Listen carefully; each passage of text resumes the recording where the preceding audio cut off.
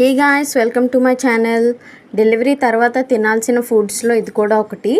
So నేనైతే ఇక్కడ గానుగ నూనె యూస్ చేస్తున్నాను. సో ఆయిల్ వేసుకొని దాంట్లో జీలకర్ర, వెల్లుల్లిపాయ, ఎండుమిర్చి వేసుకోవాలి. అండ్ తర్వాత కొంచెం కరివేపాకు,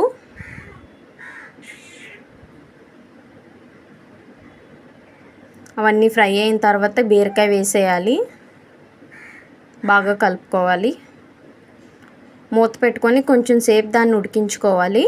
సో అలా వాటర్ వస్తున్నాయి కదా, అండ్ దాంట్లో సరిపడా సాల్ట్ ఇంకా పసుపు వేసుకొని మళ్ళీ కలుపుకోవాలి.